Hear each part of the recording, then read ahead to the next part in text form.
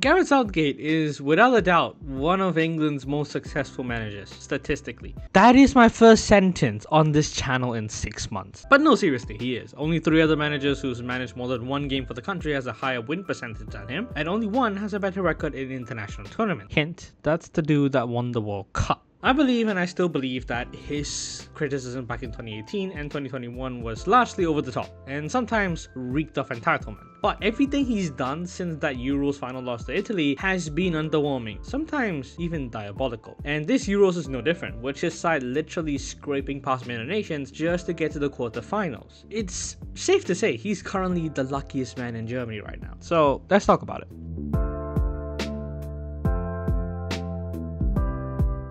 Hello everyone, my name is Samuel, welcome back to the channel, and it's been a while again. I'm just way too familiar with hiatuses now. I have another valid reason for it this time as well. Internships took a lot out of me, and in my final semester of uni, I just didn't bother recording a video. Now that I'm free for a while, I'm just recording some video to pass some time, so here we are. Also, there's a lot of stuff going on in my personal life which I will not share. But yeah, outside of that, there's really nothing else to say, so let's get right into the video. I'll begin this off by saying England fans, for how little that nation's won since its inception, are some of the biggest mouths I'll ever come across. Like, lads, in your entire history, you've won 1 World Cup and reached 1 Euros final, which you proceeded to lose. Like, maybe tone it down a bit. Obviously, I meant the men's team. I'm talking about Southgate. I'm talking about the men's Euros in 2024. It should be implied. But their claims are sometimes valid, especially with regards to England's performances this Euro. So at the time of recording, England are in the quarterfinals. They are going to face Switzerland. So far, they have an unbeaten tournament. They've kept 2 clean sheets. On paper, that sounds fantastic.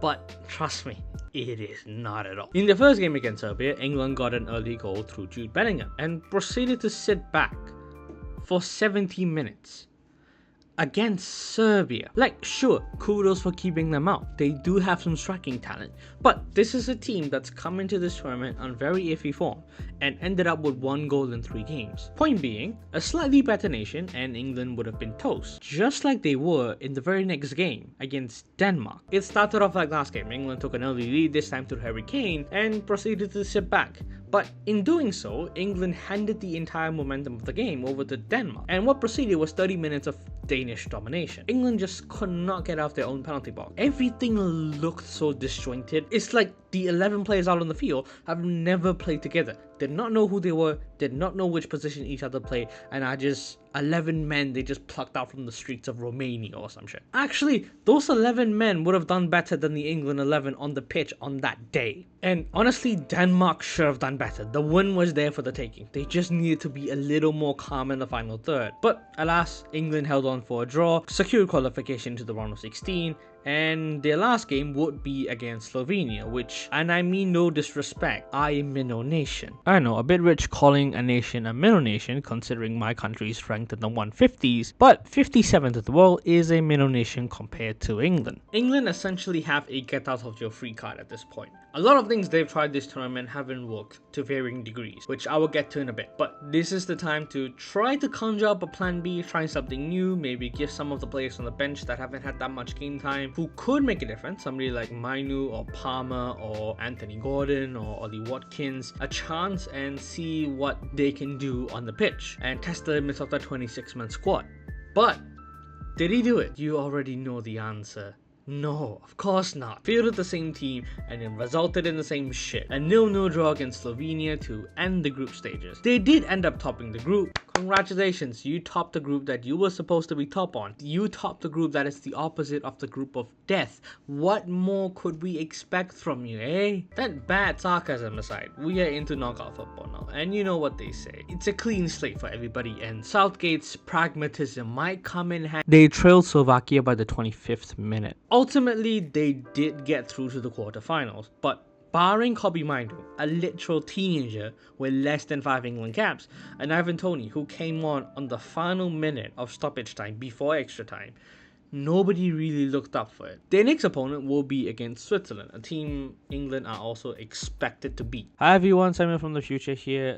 There is no video because I'm about to go to sleep and I look like a mess. The reason why I'm recording this now is because I had a whole segment planned for England v Switzerland at this point of the video, but the match is already done. England won on penalties. It was the most boring game ever. So yeah, that segment's gone. And I just feel like letting you know that. Actually, you can make a good case for England being the worst performing team to be in the last 8. France could give them a good run for their money, but I'm not here to dissect England v France. And a lot of it does come down to Southgate. I get pragmatism in international tournaments, like defense wins you the championships, but he's taken it too far. Sitting back after a 1-0 lead, even against nations that are much inferior compared to you, that's not called being pragmatic. That's called being cowardly. It's the whole reason he lost Euro 2020, which was held in 2021 for some reason. I just can't put a finger on why. To Italy, and he's just not learned his lesson one bit. But even on the off chance that it is a good tactic, which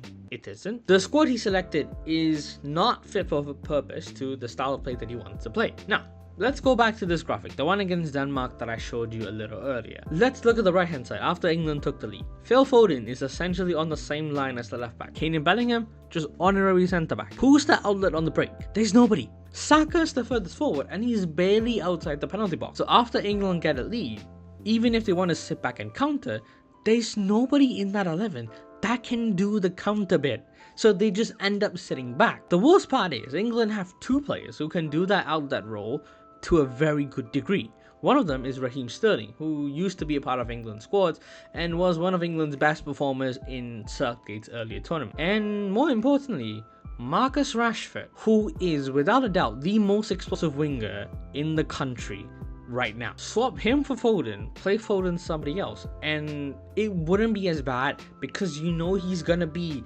slightly in front of everybody else, and as soon as England get the ball, they can hit him and he can go on the break. But he's been left out of the squad because of poor form. Bad decision. Trent Alexander-Arnold, one of the best right backs in the world, if not the best right back in the world, is not playing in his natural position. Instead, Kyle Walker is playing a right back, and Trent Alexander-Arnold has been shoehorned into midfield, despite not really being a physical ball winner, and just because he can ping a long pass from right to left, which immediately backfired within 3 halves of football. Bad decision. Selected an unfit Luke Shaw to be the only left back in the squad, so ended up fielding Kieran Trippier at left back. Problem is, this is not the same Kieran Trippier from the 2018 World Cup.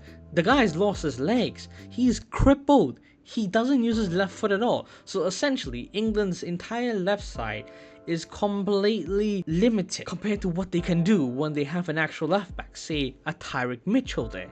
But instead, Kieran Trippier is there and they can't do anything because the guy just cuts into his right foot every single time. Bad decision. If one good thing came out of this tournament, it's the fact that Mark Gahey is performing to a very high degree and the loss of Harry Maguire won't be that bad for England in the long run. But he's unavailable for the quarterfinal due to a suspension, so good luck with that. There are reports that this Euros would be his last tournament in England and they will go their separate ways after, which I feel like is about time. He came in at a point where England's football was at the lowest of the lows, guided England to a semi-final and a final in his first 2 tournaments, but the squad's much better than at that point now. His pragmatism is only holding this team back.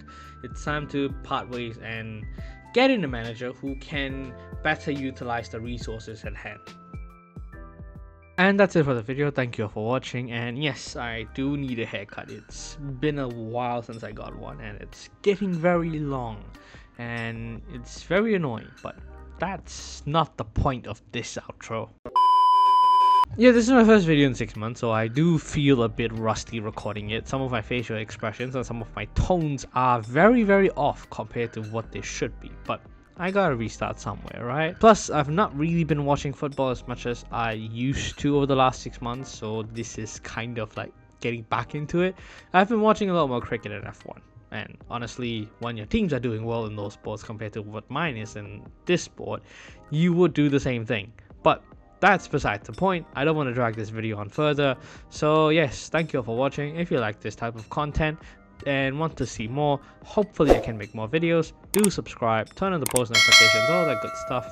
that's really about it, and I guess I'll see you next time. Until then, take care and cheerio.